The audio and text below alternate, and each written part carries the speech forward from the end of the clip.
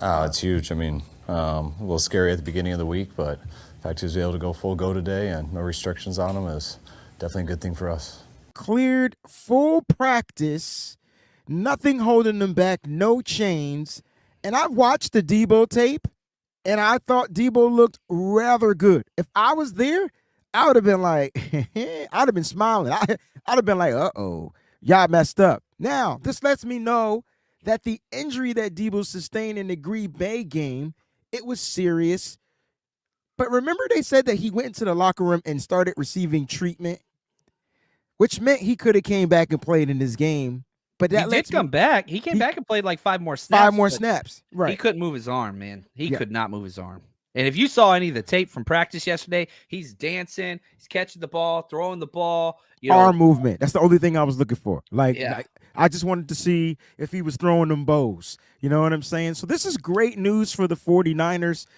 They're going to get they're going to get their weapon X. And I believe he's a full go. I know he's listed questionable, John. Thoughts on Deebo Samuel?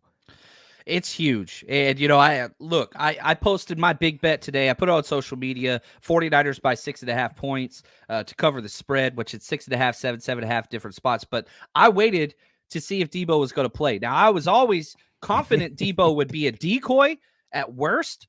I don't believe that anymore. Deebo's going to play. Deebo's going to be now. Can he take repeated hits on the shoulder, all that different stuff? That's the only thing that's up, but I don't care. He's going to be out there. I think that's gigantic. So Deebo being out there, that's just the biggest momentum shift. Confidence booster for this whole damn team.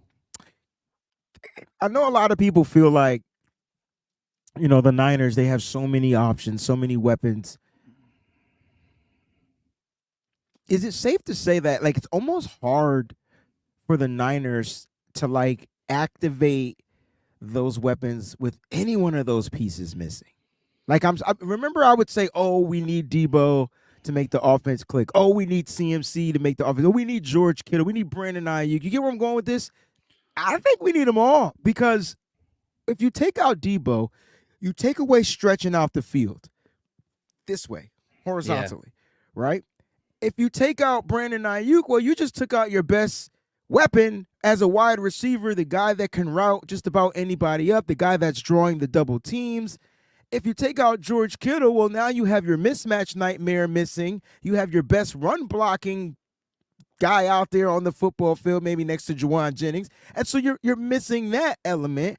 And then if you take out Christian McCaffrey, I'm good with Elijah Mitchell, but how many plays will he last? And he's not as explosive as dynamic. He will get you some explosive runs, but I'm talking dynamic. I'm talking the best run that I've seen, I feel like, all season was the touchdown this game. Christian McCaffrey, that 18 dive, whatever you want to call it, and it was the execution of it. It was the simple fact that all the linemen and the tight ends blocked to the right. That forced Christian McCaffrey to have to beat one guy, and your wide receiver made the block at the top of the field. When I saw that cut on Darnell Savage, I said, "Oh gosh."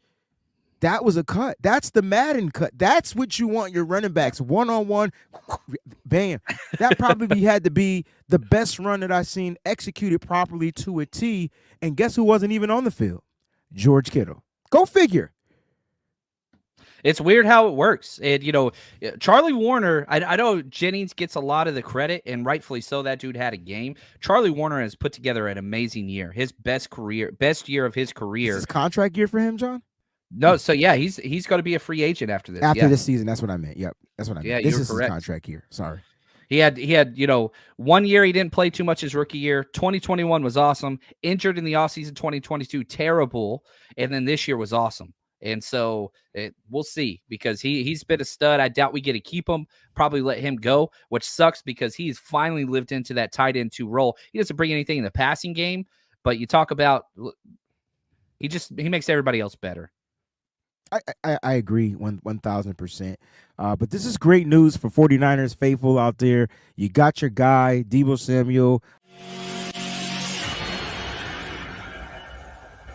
The 49ers Rush Podcast.